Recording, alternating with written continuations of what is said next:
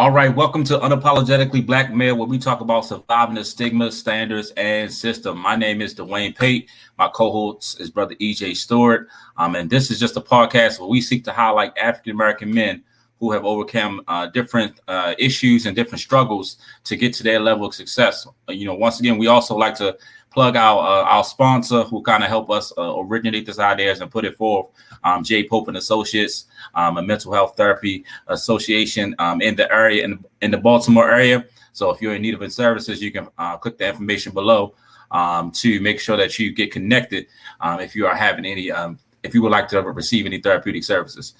Also, make sure you like, comment, share, follow, subscribe to everything. All the information will be located below in a Linktree link, and it'll take you to everything, the YouTube, Facebook, Instagram, all that good stuff.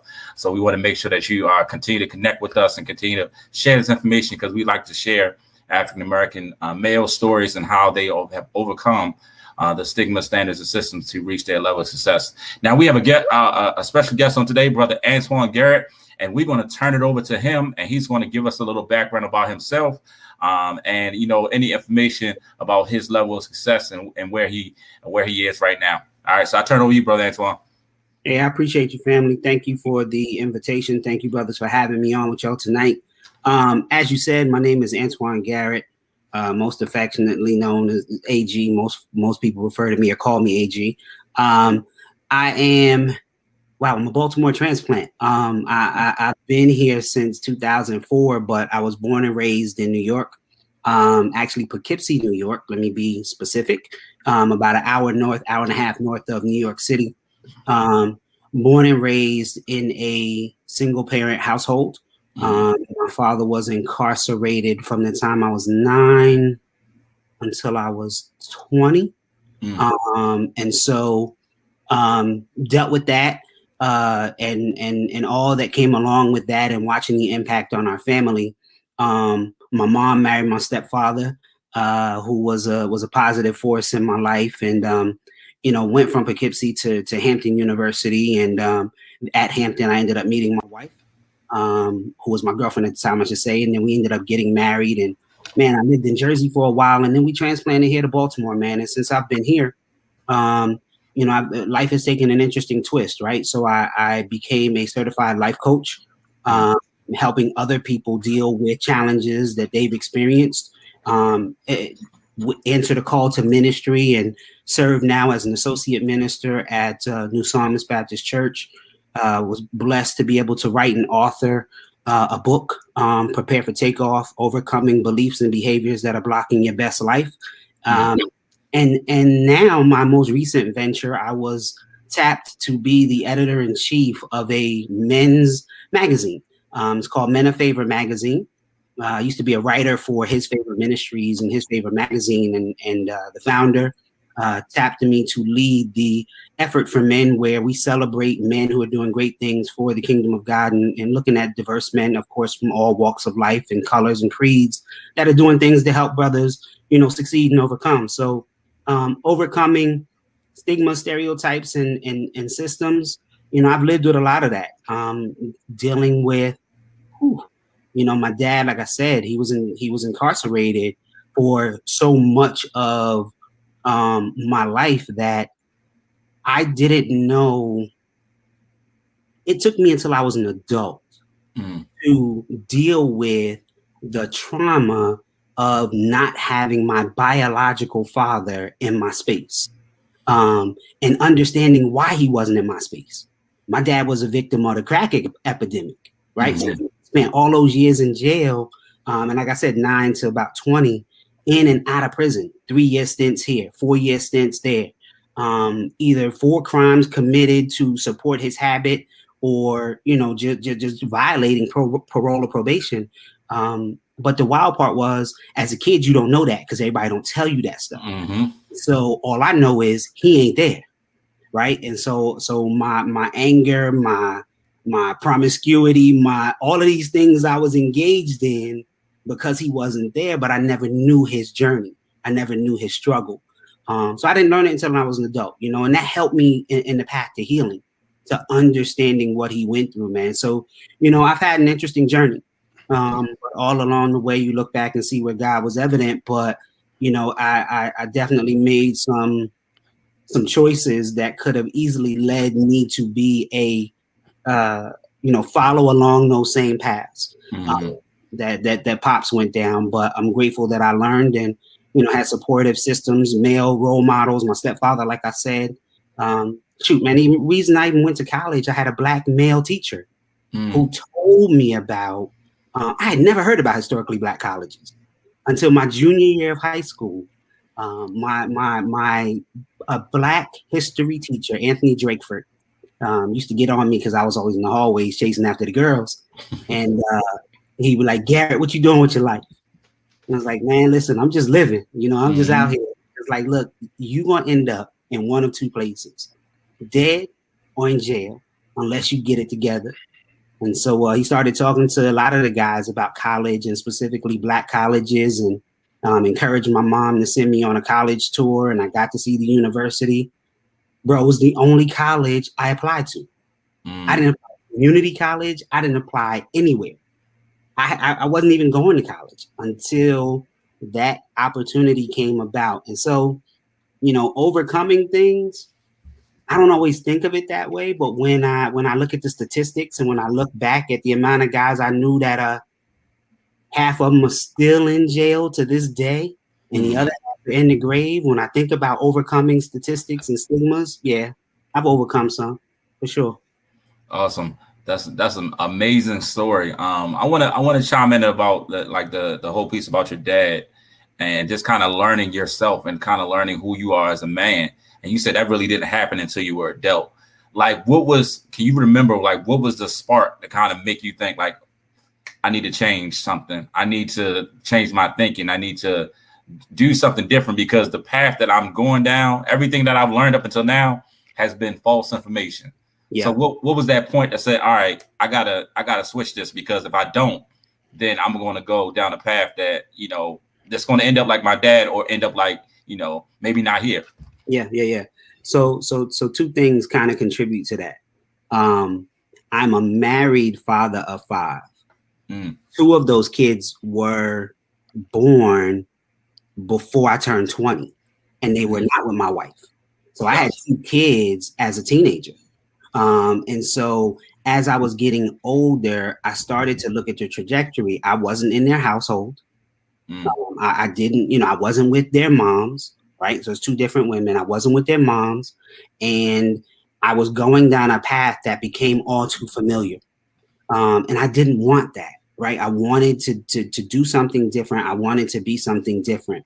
And the other thing that happened was my grandfather passing. When my grandfather passed in 2011, my dad promised to be there.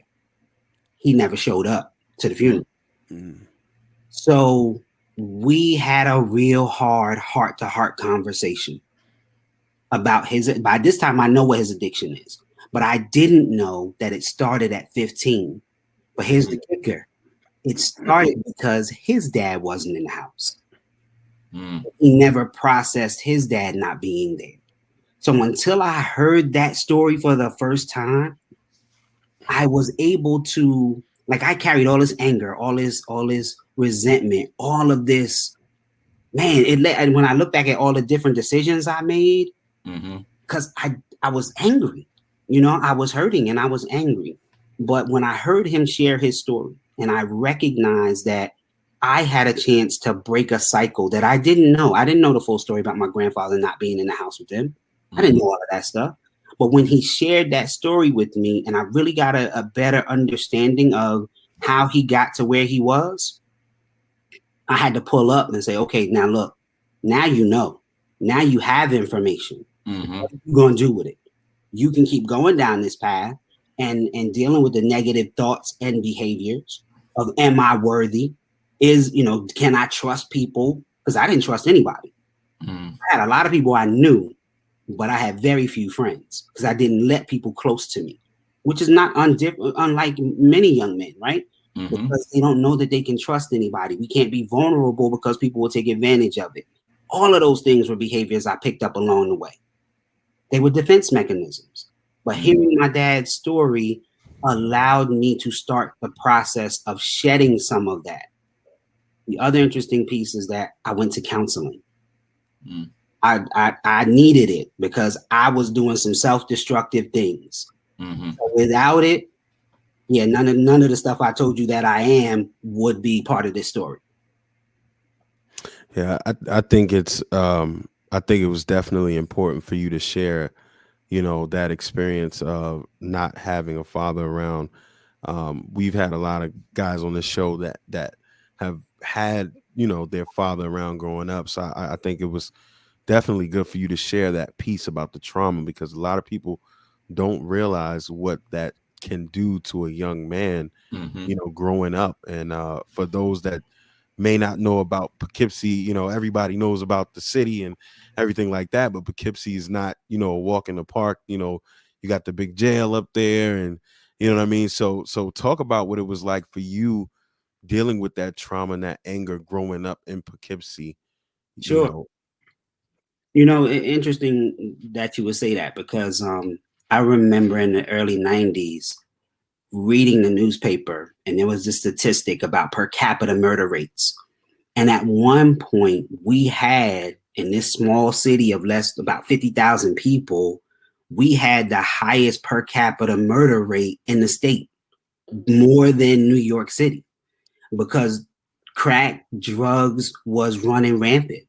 And so, what did that look like for me? What did that trauma look like for me? It looked like what the cliche, looking for love in all the wrong places. It looked like me being sexually active at a very early age, trying to find connection.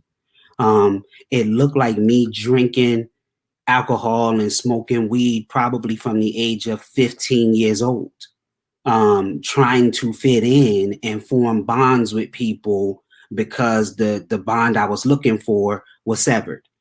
Now, I didn't understand the story, but it was me engaging in a lot of self-destructive behaviors that what definitely could have went a different way. It was me seeing guys buried when I was 15, 16, 17 years old.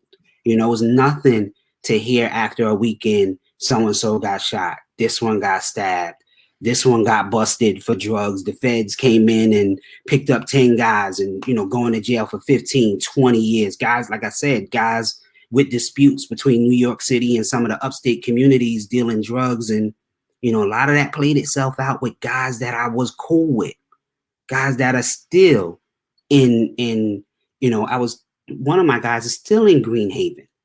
He got a life bid for killing 2 dudes over a drug dispute. But, thankfully that wasn't my path. I chose not to involve myself with drugs at that level. I was more of a low level user, if you will. I never strayed past weed, but I still engaged in self-destructive behaviors, stuff that was taking me off a path that could have been better things for me. But I am here now.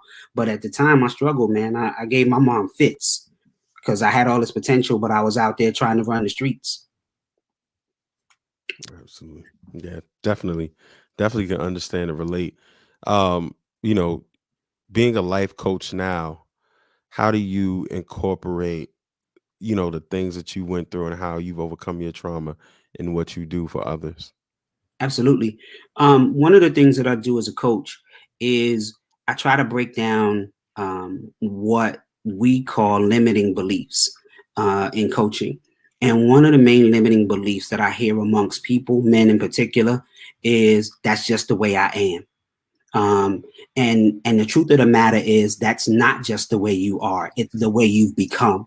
It's due to habits, it's due to beliefs, it's due to situations much like mine that have created in you this set of beliefs that the ceiling is lowered, and that you can only be a certain thing, or you have to follow a certain path. You come from a certain neighborhood, that's what you have to do.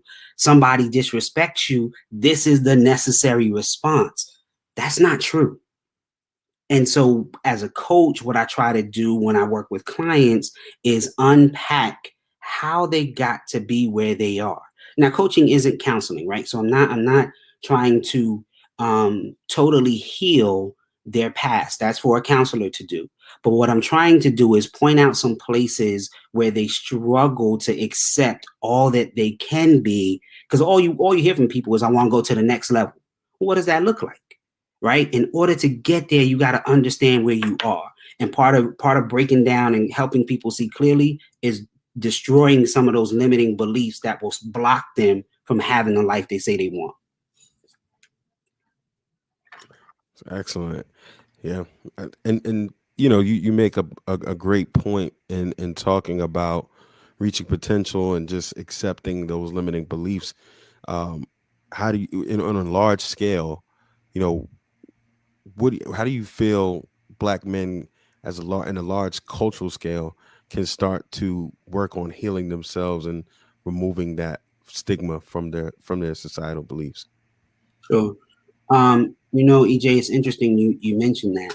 On a large scale, one of the things that I mentioned that I did, we have to normalize, and in the last 5 years or so, I think it's starting to happen. We have to normalize going to counseling, going to therapy, getting help from an outside source, somebody who's trained to help you address the things that you're doing, and shift some of that. I just watched a video today, where a young lady, is like, what is one thing you wish you knew about men? And, they were like, men, I saw that video. Yeah, and it was like, well, he hurts like you hurt. He wants to know he has a safe space to cry. He doesn't want to have to sit in the car for 15 minutes just to be able to come in the house, because he can't let you see the emotion that he's struggling with, that the weight of the world is on this man's shoulders. And we've been socialized in such a way that we can't let anybody see that. You know how many brothers are walking around hurt? Real story. A brother was yesterday in a text in a group chat we have, talking about ending his marriage and ending his life. It's yesterday, 24 hours ago, because he couldn't let nobody know the weight of what he was carrying. So the group of us get on video chat with my guy, and we encouraging him, and we're letting him know that we love him, but we're also saying, listen, you got to be able to say, this is too much for me. I can't do this all by myself. Normalizing counseling, normalizing therapy allows us to break down the stigma that this is just for crazy people. It is not just for crazy people. It's for everybody. All of us need help at some times, including men. So Black men, we carry the weight of the world on our shoulders. We don't let people see what we're really dealing with. And I mastered it. But I'm getting to a place now where I recognize when I'm starting to close off and make an effort to change that. And so I would tell everybody in a heartbeat, I don't have a lot of friends because I didn't let people in, right? But what I started to do is started being more friendly, started allowing myself to be more open with people, sharing what I was feeling, sharing what I was going through, even sharing that I'd been to counseling. I was tempted to keep that secret and not tell people. But I realized, who are you helping if you keep that to yourself? Tell some other brother that, hey, I know somebody who can help you work through this struggle. So what can Black men do? We can normalize going to counseling. We normalize getting, and I'll just say it this way, we can normalize getting help and not feeling like we got to do it all ourselves. And the other thing Black men, I think, can do globally is remove the falsehood that we have to fix everything. Some of our greatest frustrations come from the need to fix everything, or the belief that we're supposed to fix everything, and the reality that we're not able to fix everything. Believing that you're supposed to, and then realizing that you can't, that's an interesting crossroads to find yourself at. It adds a lot of frustration to what is already a challenging space. So, those are two things that I would suggest to brothers. Definitely go get some help and realize that everything isn't yours to fix. I think that's good right there, because when you look at the way that society has placed beliefs on us as what the expectation that we as African American men should carry, and your whole, it becomes a waiting task, a waiting burden that we often, like you said, we often don't want to share because it's like, who's going to understand what we're going through?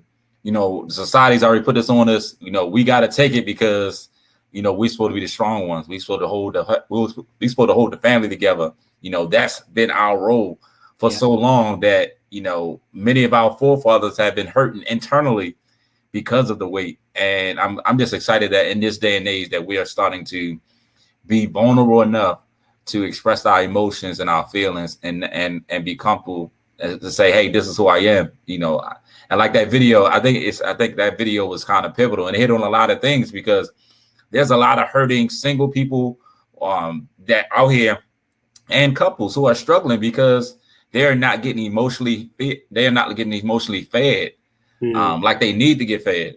And because they are afraid to open up and say, all right, this is what I need emotionally, without the fear of being rejected or feeling like, oh, you being weak or you being, you not being the man that I married or the spouse that I want or something like that. So it's a good time to be in, but it's also, we just got to continue to spread this message and continue to, encourage brothers to be able to be vulnerable enough to open up and say, I need help at the most fundamental level and, express their emotional needs that they need. Yep. I think it's important for brothers to find a safe space. And that safe space can be someone, it doesn't have to be like, counseling would be fantastic.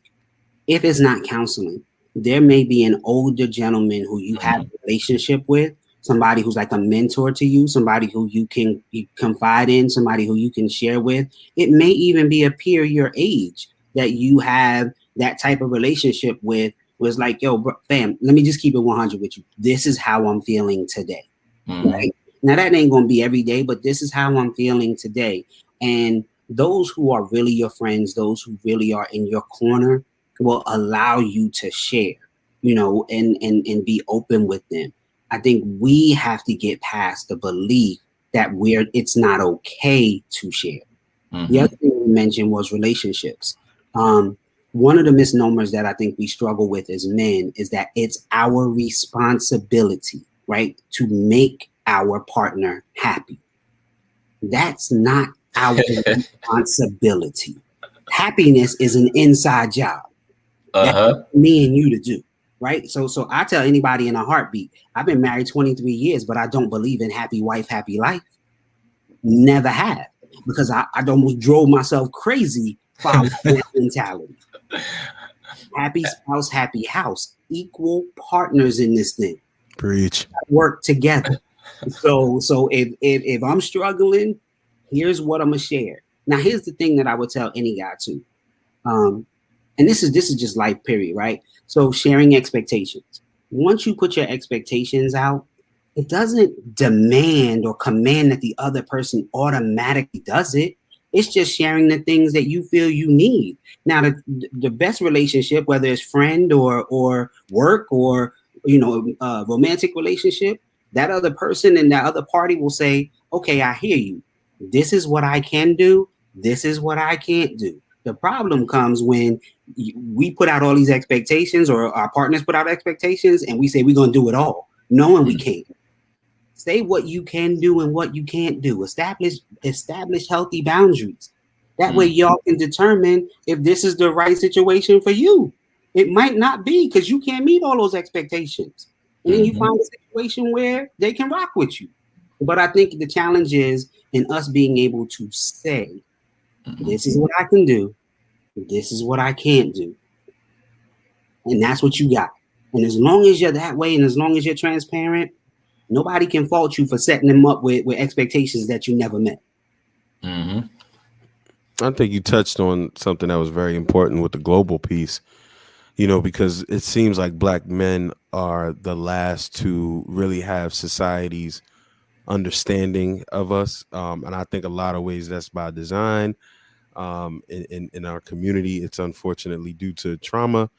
And we as a people, if we're not understanding as a society that these stigmas associated with Black men are not good, we're just going to continue to get the same things. And I think it's important for us as Black men, as you said, to realize these things are not what it is, and we got to share it with the world. Because if not, we just going to keep having these same situations. You know what, EJ? I think it's all about the voices you listen to. And we are flooded with so many voices throughout the course of a day, right? We just a day, not even a week, not a year, but just in a day. Everything that we see, whether it's social media sites, without calling any names, but social media sites that show us men buying Lamborghinis and Rolls Royces and all of this kind of stuff for their women and dripping them in ice and all that. Like, so we're fed all these images all day long about what we're supposed to be. And then you log off your phone and you look in the mirror and you say, do I measure up to that? If I'm not doing that, somehow I'm less than. And so we are hearing all these messages about who we are, who we're supposed to be, who we're not if we're not doing certain things. And so we don't want to share with the world our struggle because everybody else is like, well, they're doing it. Why aren't you?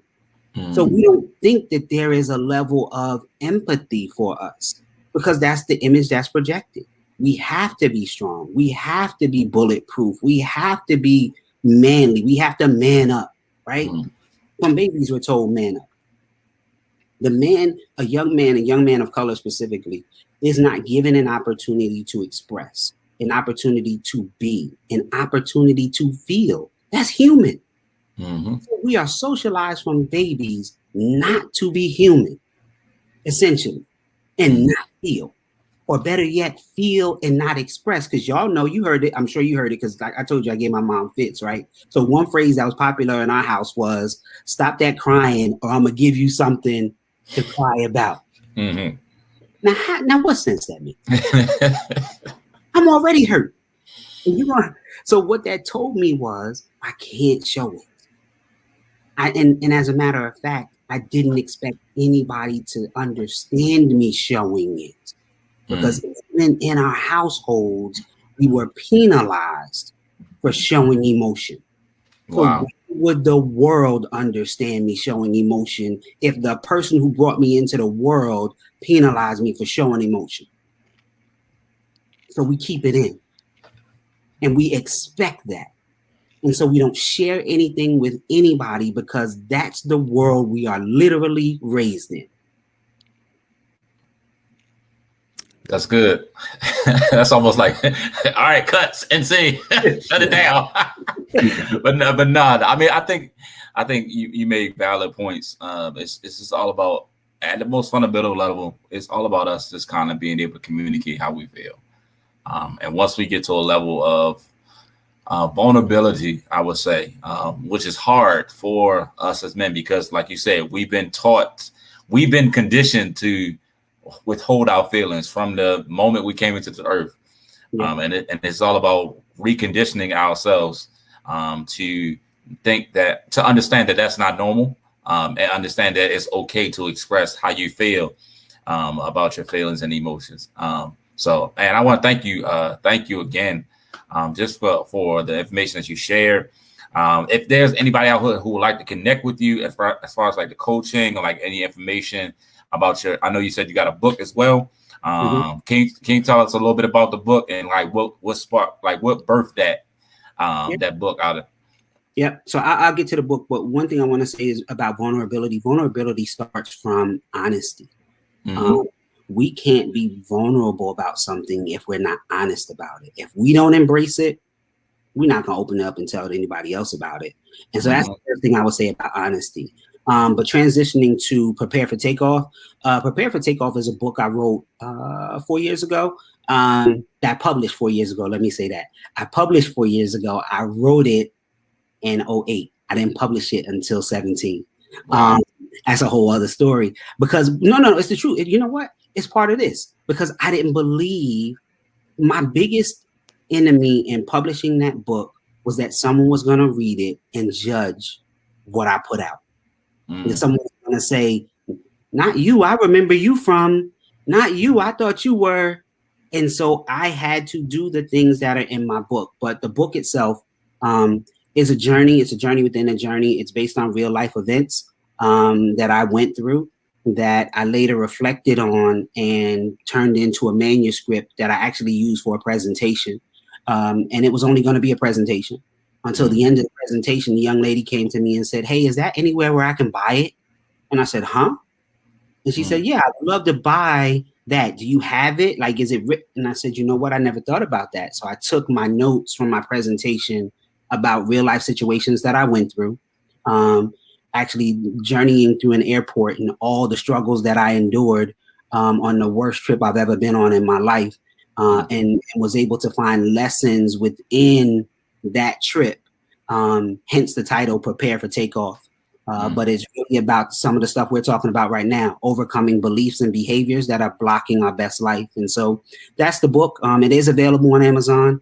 It's on my website. But the easiest way for folks to get at me, to get in touch with me, is to hit me up on Instagram, at the Coach AG. And within my bio, there's a link to Prepare for Takeoff. There's a link to my website and all of those kinds of things. But that's the easiest place to find me is hit me on Instagram. And if you're not an Instagram person, you can always go to AntoineGarrett.com, and all of the information is there as well. Awesome. And we'll make sure that we put that information below once when this podcast is aired. Once again, we want to thank you for taking time out of your schedule to join us today. We truly appreciate it. And we as I'm closing out, we want to thank, our sponsor, Jennifer J. Pope and Associates. Once again, this is Unapologetically Black Male, where we talk about surviving the stigma, standards, and systems. Make sure you follow us on all social media outlets. Like, comment, subscribe, share this with anybody that you feel like it'll be a blessing to. And we will look forward to meeting with you guys next week. Once again, thank you, Coach AG. We're going to call you Coach AG.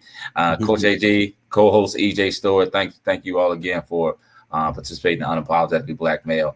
So thank you again, and we'll look forward to